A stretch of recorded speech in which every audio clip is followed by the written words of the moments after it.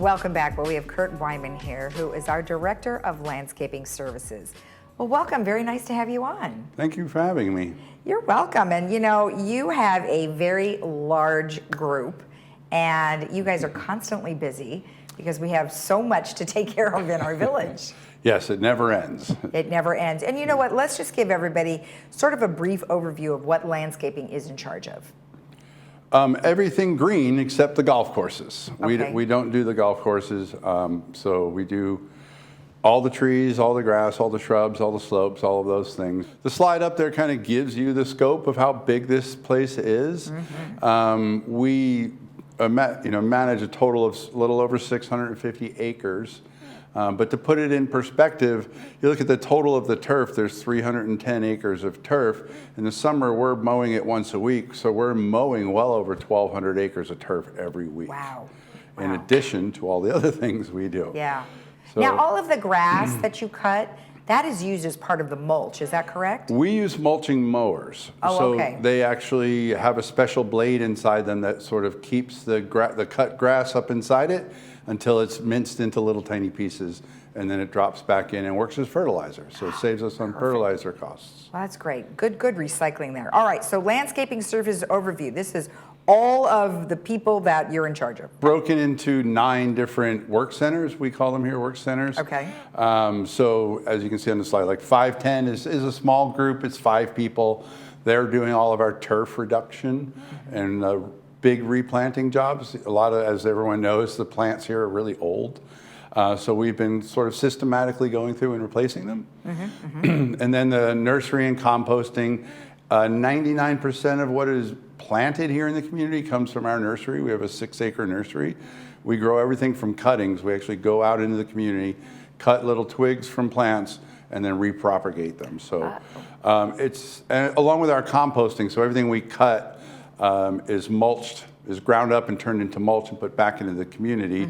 Not only is it saves us about $1.2 million a year compared to hauling the things off. Sure. But it also gives us a complete biodiversity here. So we're not bringing in pests or weeds or anything. So everything here stays here. So it's much better for the community. So the people that you have on staff, are most of them horticulturists, or do they have that kind of background? Some of my supervisors do. Okay. But most of the field staff are just everyday guys that like landscaping. Okay, and they're trained, of course, to know what they need to do. Like all the irrigation technicians are certified. All of our pest control technicians are state certified. The tree guys are all certified. Yeah, we have a very well-educated staff. Excellent, excellent. All right, so the next slide we have is sections. Right. On a lot of my slides, and I do slides a lot for if anybody ever comes to the landscape committee meetings, I do quarterly updates of our progress or lack thereof. All right. We're pretty open about those things. So this is our section. So the community is divided into 8 sections for our maintenance. So we have 8 crews. So there's 1 crew per section, and they vary between 8 and 12 guys. Oh, okay. Wow. So that's a lot of people. And you know what, like you said, it's a large property. Yes. You have to maintain, so you have to have lots of different people. Okay, and then you have different kinds of cycles. Yes, so that's we try to familiarize people with how often we maintain things. And this is clearly a budgeted item. This is decisions made at the board level on service levels. So we are budgeted to hit each building 4 times a year, which isn't necessarily quarterly, because in the summer, the same guys that are mowing that 1,200 acres a month that we talked about, they're the same guys that do the weeding and shrubbing. Okay. So we mow 2 days, takes each crew 2 days a week to mow, so that only needs 3 days. So the spacing is a little longer in the summer and then shorter in the winter, because this time of year we're only mowing every month and a half or so. Okay. Well, you know, I was going to ask you about the rain, because we had so much rain, so obviously you couldn't care for much during the rain time, but because of the extra rain, does that make the grass grow that much quicker? Yes, and well, this time of year, because of the temperature, the grass is fairly dormant. Okay. But it is making the weeds grow. Oh, well, that's not good. So we're out right now. All of our staff is out attacking weeds when we can get out there when Okay. it's not too muddy. All right. Oh, yeah, perfect. Okay, and then we have grounds maintenance trim cycles, which we touched a little bit on. Right. So back to the point on the last slide and this slide is my pride in my staff. This is the first time in a decade that we've hit all of our budgeted cycles. Wow. So yeah, if you look back at the bottom of this current slide, back in 2016 through 2008, we were budgeted at 6 cycles. So even then, having almost 100 guys in the field, now we've got 82 actual gardeners in the field. We still weren't hitting our cycles. Okay. So we changed. I took over this department in early 2019, and our goal was to meet our cycles, and last year we did. So what do you think made that change? I mean, what was it that you did? A lot of efficiencies. Okay. For instance, we've gone from the little mules people see us driving around in. We've gone to 4-seaters and from 2-seaters, so we can get more guys out behind. The hardest part is getting places here. Everything's so tight and small, we can't get trucks. So we've gone to those. We've bought trailers for them so they can haul more debris out and bring more mulch and plant material in. We've gone from vans that just carried guys out in the field and then parked all day. We've gone to pickup trucks that, crew cab pickup trucks that still carry crew but can also carry materials and tools and things like that. A lot of things like that. Little things here and there have really added up to it. Okay, excellent. Now, we did touch a little bit about mulch, and so here you have the total buildings that have been mulched. Yes, so this also was a record year for mulching. We've never been able to, not being able to get our cycles done, we've never had the time to mulch. So now we've mulched almost 52% of the buildings in 22, and we plan to get the rest of them this year. Right, and we've been telling our residents about the mulch program where at least they can get some for their own yards. Yes, 4 times a year we put piles of mulch out at clubhouses throughout the community, 4 different clubhouses, and let residents come and pick it up. And that's for them to use for their own private use. We don't expect them to mulch our shrub beds, but that's for them to use for the people who like to garden around their home. Or we also provide special mulch to the garden centers. We use the manure from the horse stables and make a special mulch that's only available to garden centers for them to use for their potting and planting and stuff like that. Okay, good, because you just mentioned pots, so I would imagine that the people who have pots, can they use some of that mulch, the residents get that when they pick up the regular mulch, can that be used for their pots or just for the ground beds? Yeah, you can mix it with soil. Oh, okay. It makes a much more organic soil. Got it. It's cut down on your fertilizer use. Oh, okay, fantastic. Okay, well, this was a big one, water saving. Yes, we're working hard on water savings. Both Mutuals, United and Third, have put in water saving measures. We cut back on our irrigation water last summer in July in Third and August in United by 15%. So we've seen Third saw savings of over $150,000 in water use in the first 6 months. So we're going to continue that into this year. Okay. We're also doing a lot of turf reduction. Turf is the biggest user of water. Right. Our shrub beds, we water two to 3 times a week in the summer when it's hot, and turf needs it almost every day. Yeah. So we're cutting all that back and trying to get rid of a lot of the non-functional turf. So turf that means turf that people don't walk on, people don't use for recreation, stuff that just looks green. Yeah, and that's a great idea for sure. One other thing I wanted to ask you, have you guys thought about doing water collection type containers? Have you done any of that? Such as rain? Yeah. We don't really get enough rain It felt like we did. for the space that they take up. So the amount of cost that it would take to put in cisterns. And then we have the mosquito problem on sitting water. So the law requires that water to be agitated and treated. So the cost savings on, if we got regular rain throughout the year, it might work, but rain just 1 or 2 months out of the year it's not cost effective. Okay. There's other methods to save water that are much better than that. Okay, perfect. All right, turf reduction. We're here at building 119. So this is just an example of what we're doing. We're focusing on long and narrow spots. It takes us as long to mow this long, narrow spot as it does a 100 by 100 spot. If you remember from the first slide, we have over 150 miles of edges of turf, which is the most. So if you can see the example on the left, it's all edge. So we spend more time edging than we do mowing. So what we're going through on the picture on the right, that's ground cover. That's going to fill in. That's actually carpet of stars is what it's called. So that will look like grass as you drive by, or from your window, it's just going to be green. And then about twice a year, it gets little white flowers on it. Oh, okay. Hence the term carpet of stars. Gotcha. Now, at some point when this does grow, will they get in there with the hose and kind of? Yes, the ground cover, once Okay. it's fully established, will suffocate most weeds. Oh, okay. So those are the ground covers we're looking for, the ones that use very little water, but also suffocate out the weeds, because our goal is not just to reduce water, is to reduce labor. Yeah. And so we can reduce cost to the community by reducing the amount of labor we spend. It's a big project. Yeah. We've got 300 acres of turf to deal with, but Well, and speaking of turf, we'll go to the next slide here where it talks about the turf reduction, which is what you were just explaining to us. yeah, so this slide is, we're really excited about this one. This one's over in United. This is taking that non-functional turf. It's almost 12,000 square feet of turf that's just sitting there. And we're going to turn it into what we call a passive park. So you can see there'll be DG walkways, picnic tables, benches under the trees for shade. You can sit and read.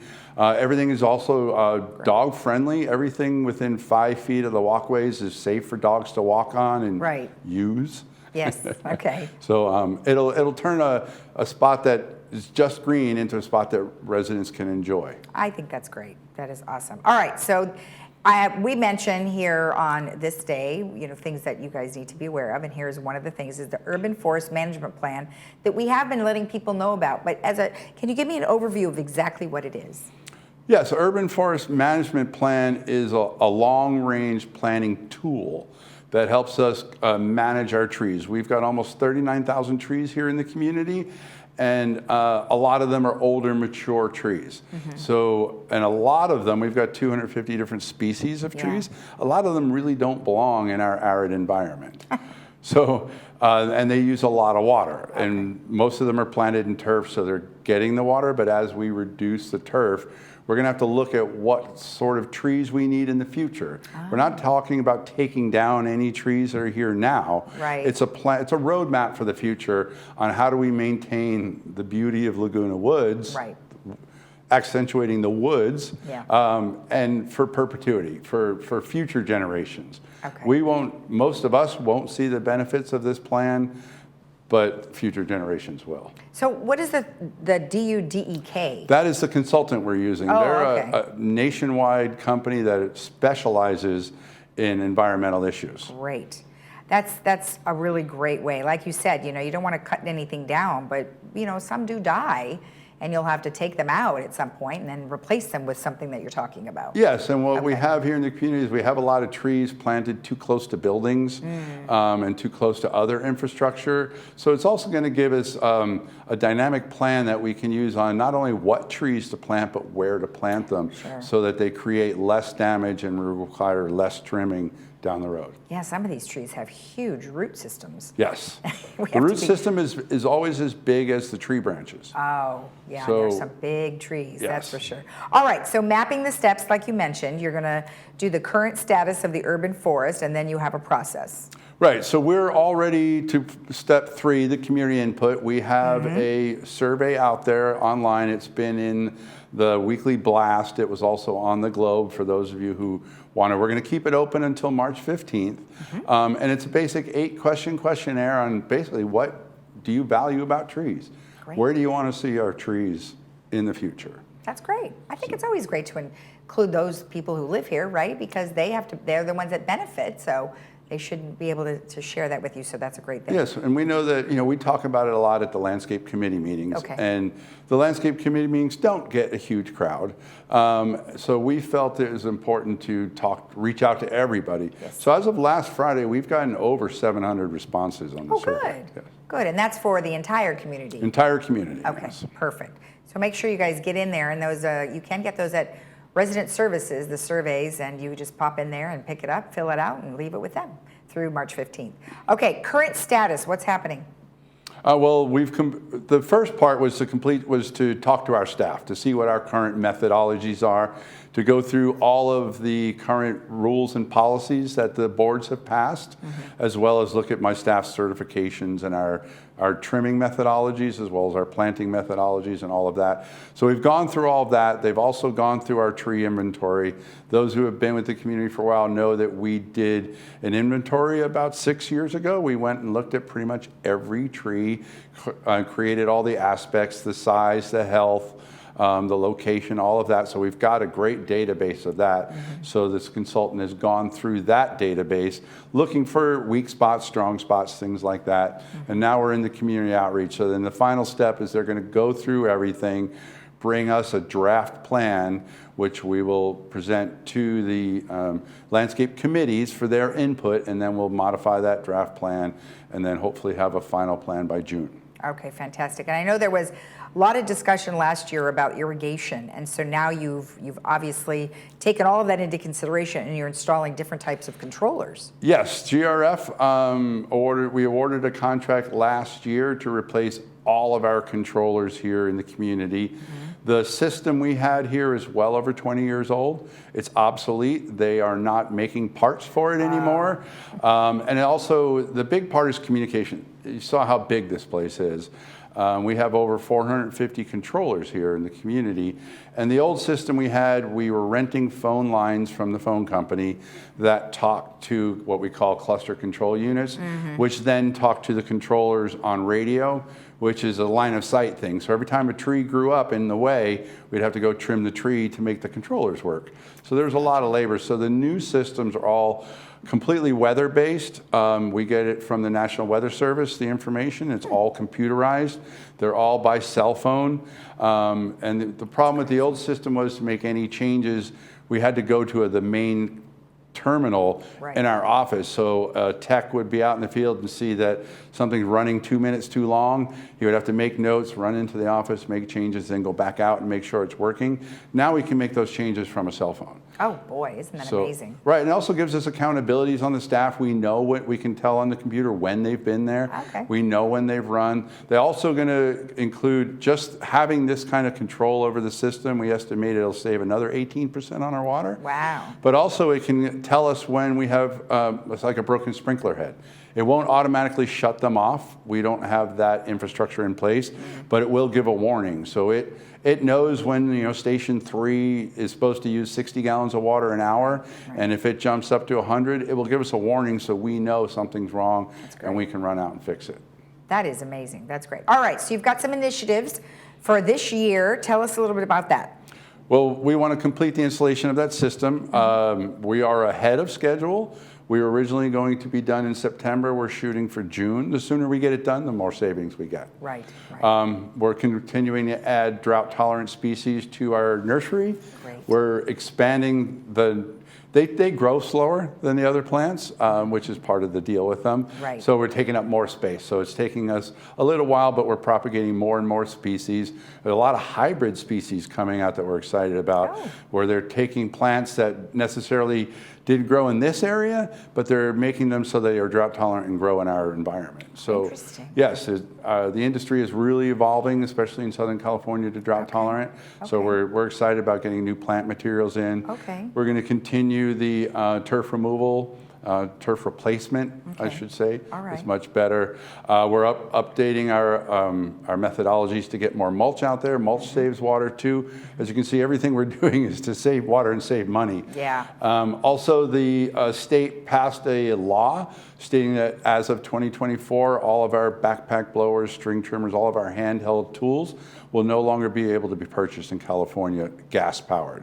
So we're converting to electric powered. I see. So in fact, yesterday I just met with our supplier to get us, they're in high demand because everybody's making this change. Yeah. So we're having problems getting our hands on enough of them. Sure. But we're doing some tests. We're going to outfit an entire crew with them just to see how long the batteries last. Okay. And as part of that, we're converting our mower shop from a mower repair shop to a charging station. Yeah, of course. You're going to have a lot of things to charge.